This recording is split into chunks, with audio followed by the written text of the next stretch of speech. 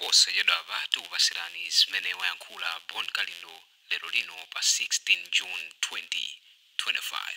Takhalani pompo ndipo tamvetserani mwachidwi. The DC mwana woopsa kwambiri, president wanthu osauka woyamba kuno ku Malawi. Ndikufuna ndipereke warning ku boma la Malawi komanso chipani cha MCP kunena kuti ine siosewera naye. Ngati mmasewera ndi ma activist ena ndikumagula ni ndalama, not me.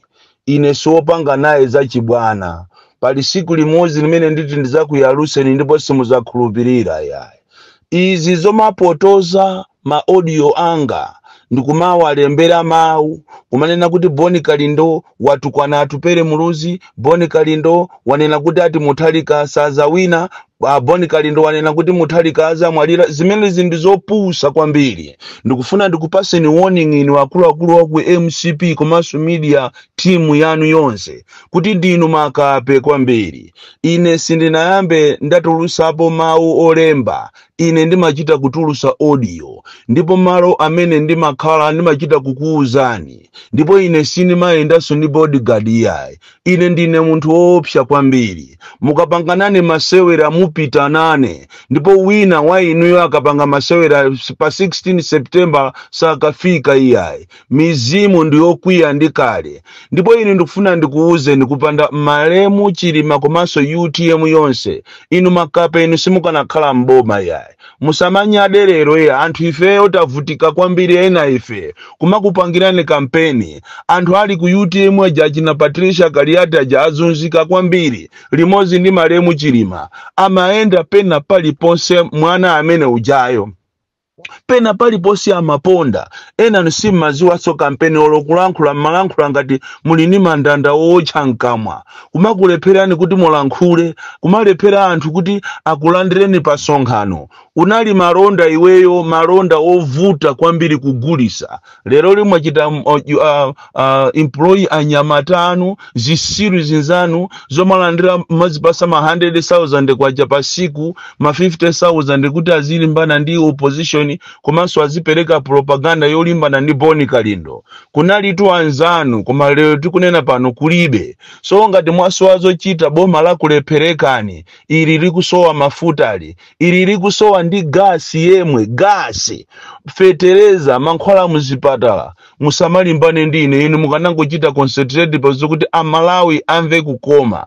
Ngati pali boma limene la pangisa Amalawi kumva kuwawa kwambiri, ndi boma la MCP. Limene munati mukaime apopo anthu azikuvoterani panzere. Tikati electoral commission alole kuti anthu azivoteredwa wina panzere mene zimapangikira ma primary mene ama azipani zosiyana. Iweyo chakwera ukanaima wekha amene ndi abale ako ndi anako popanda wina ashe kukuyimirira kumbuyo kwako. Izizi ndi chilungamo chake.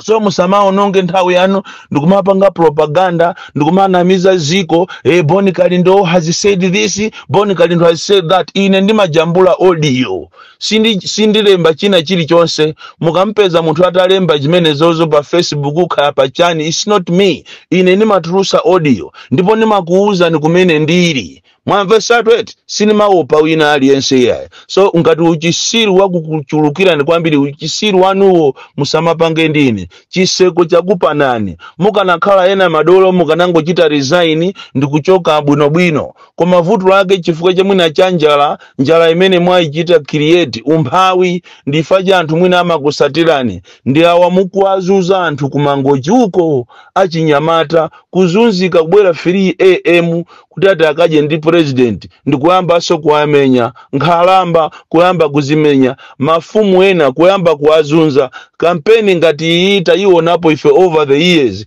koma situnaonepo manyaka kampeni ngati imene iyi. President ndi president kumango gawa ndalama. Ndipo ife Amalawi tili ndi vuto kwambiri, timasusuka pa zinthu zimene sitine ya kususuka.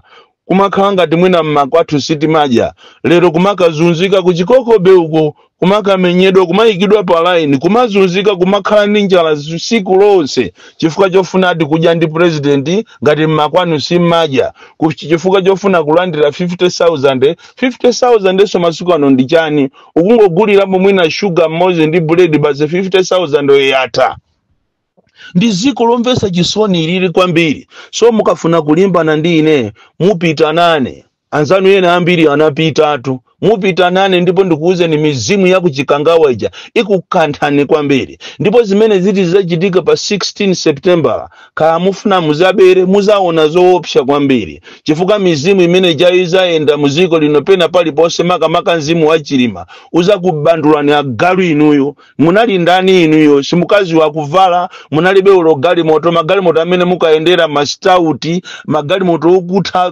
kale lero limwamba kumakwera magali moto zopuma ndiye mukuona ngati basi you are there forever palibe whether you like it or not anthu malai muno sakukufunani ndipo adananu kukhosi kwambiri so do not waste time creating stories about Boni Kalindo ine ndimayimirira amalawi osauka ndipo amalawi omwe ngati sakundifuna azandiuzanso chifukwa iyi si ntchito yolembedwa iyi ndi imene anandipasa Mulungu ndiziyalankhulira amalawi amene ndi ophinjidwa amene ndi ozunzika amene ali ndi mawu koma alibe kuthekera kuti angamveke ndi amene ndimawayimirira sinimayimirira makape ngati inu okuba inu yayi makape ngati inu amene ziko lakulepherani kuti mulilamule bwinobwino ndi zisiru zanu za media zokuti muzipereka propaganda against Boni Kalindo ndiza kuyalusani kopya ndipo ndikufuna ndikuuzeni mukapitiriza zimenezi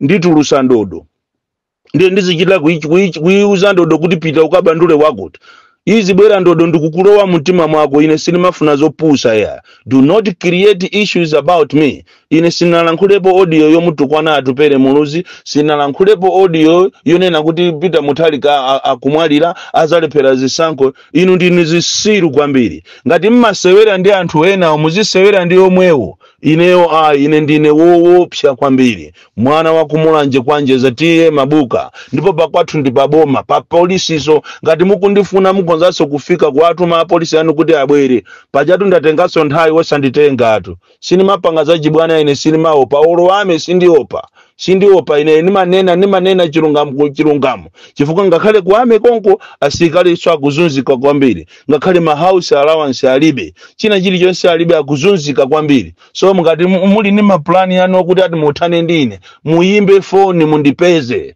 ine sinimadandaula ya mwatuma zisiru zinzanu zazikwanje kundisakasaka mwapanga maplani yanu ofuna kundipha koma mandilephera ndikufika pakana pa 16 September andilipo ndipo ndizakuuzaniso nikuti amene mmafunafuna uja ndine ndipo ena anu nyamuza ona zimene ziti zachitike ndipo olo kuti ati mupange maplani yanu obera pangani maplani yanu koma Mulungu achamene ndikumuziwa ine ndi Mulungu woopsa kwambiri aza kukanthani lero tikukambirana nkhani ya nyanja ya ziko la Malawi osakhala nyanja ya MCP kapena ya Chakwera tuya nyanja ya ziko la Malawi imene yakhalapo kuchokera imene ziko lilina badwira kuzafika lero ndipo kuchokera President Kamuzu Bakiri Muluzi Bingwa Mutharika Joyce Banda Peter wa Mutharika nyanja ya Malawi yakhala ili ya ziko la Malawi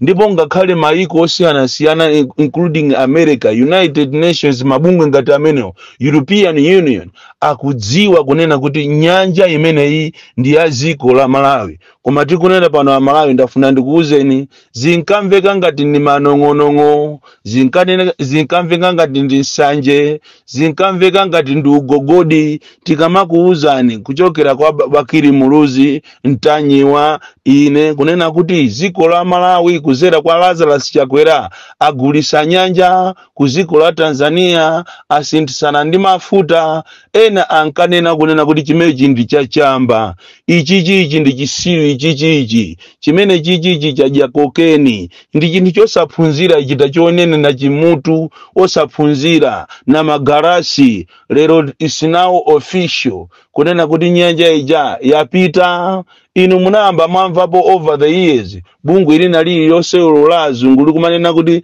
nyanja ya ziko la Malawi ndiyogawana ndi Tanzania.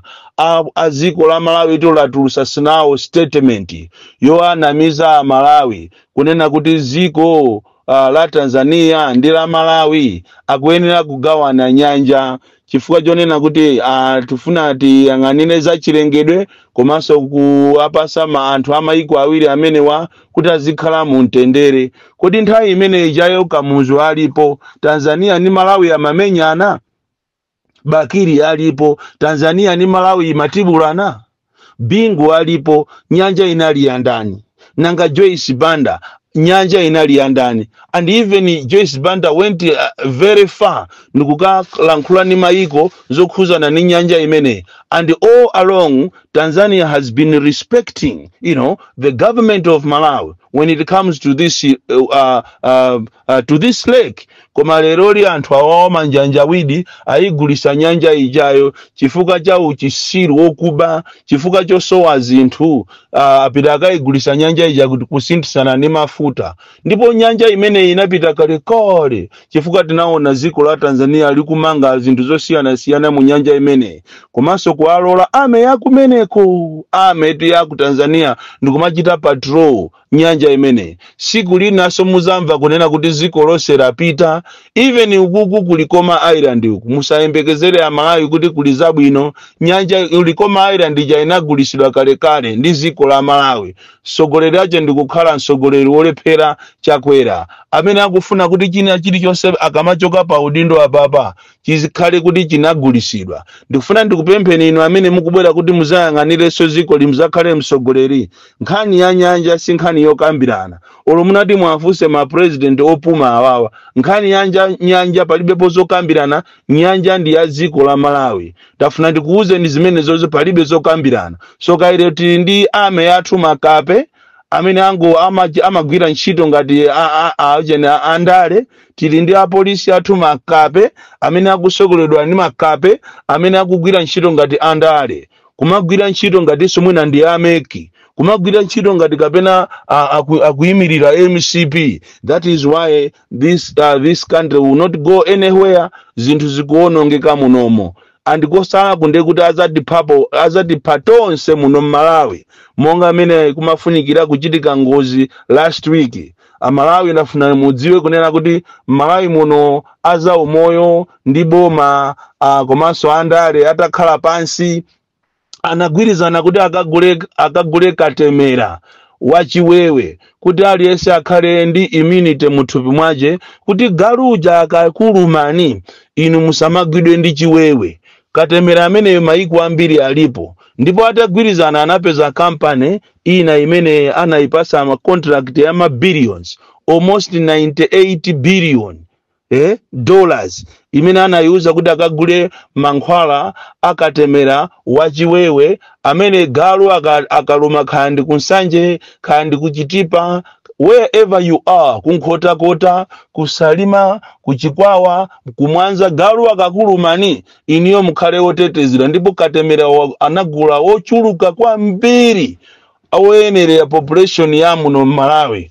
Koma chomvesa chisoni nchonena kuti katemera uja atapita ma experts kukamuona apezeka kuti ndi katemera wa galu si katemera wa anthu. Katemera amene wagudwa amene ali ku medical stores kapena ali kubomako ndi katemera wa galu si katemera wa anthu amene anayenera kuti akalasidwa anthuwo azifa. Ndipo kukanakhala imfa zoopsa tithokoze ma experts amene amakhuzana ndi za umoyo anapita kukachita inspect because rolling out ya campaign imene inayenera iyambe wiki imene ikubwerayi. Koma atapita last week kukayang'ana apeza kuti katemera uja ndio wachiwewe. Ndipo anadabwa kwambiri ma experts iwo. Koma nkhani imene ikusungidwa mwachinsisi chifuka pajairi ndi boma lopusa kwambiri. Asogoleri ofoira amene amanamizidwa kuti ife tili ndi fertilizer koma company iyo ndi yakubushale. Ife tili ndi fertilizer koma ali ku pharmacy.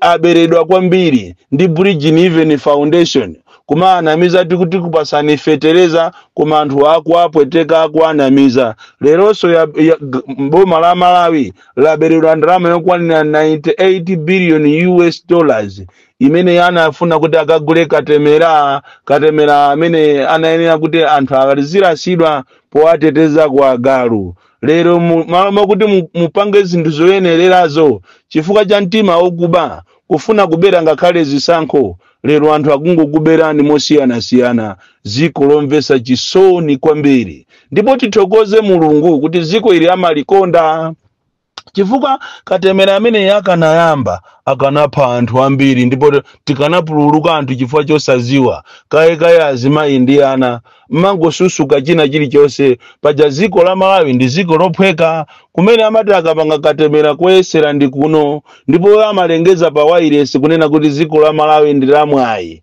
Kuteko akanalengezaso chonchi kuti ziko la Malawi ndi la mwayi lasankhidwa kuti likhale pa ndandanda oyesera katemera amene galu akakulumani simuzakhala ndi chiwewe. Ziko la Malawi lokondedwa koma ndi Mulungu, ndipo ndikukhulupirira kuti pa 16 pa kuchitika zinthu zimene ino a Malawi simuzakhulupirira, simunazionepo koma muzaziona, chifukwa mzimu uja wa Saulo Chilima ndi anthu anafa kuchikangawaja ndi olusa kwambiri mizimu yawo, ndipo muzaona zinthu zoopsa. Wina akapusa blood will be shed. Born calendar. The DC mwana woopsa kwambiri from Njeza Village TA Mabuka box 76 Mulanje Malawi Southern Africa.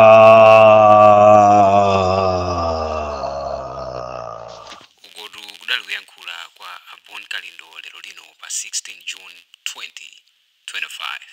Tachita ndi komenti timve kuti maganizo anu pa zimene ayankhula a Bon Kalindo ndokuti chani, ndipo inuyo mukuganiza kuti zimenezi ndi zoona kapena muli ndi zosiyana kaganizidwe ndi a Bon Kalindo.